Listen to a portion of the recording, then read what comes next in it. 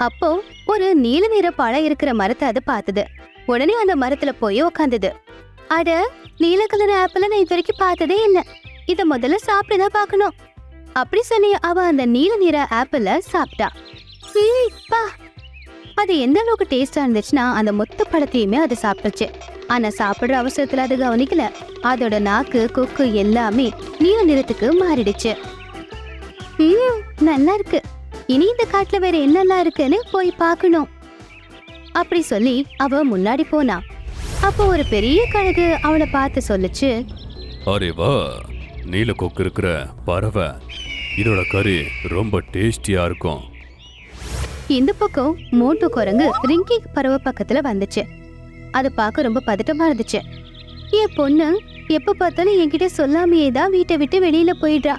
காடு முழுக்க தேடிட்டேன், ஆனா அவளை எங்கேயுமே காணோம்.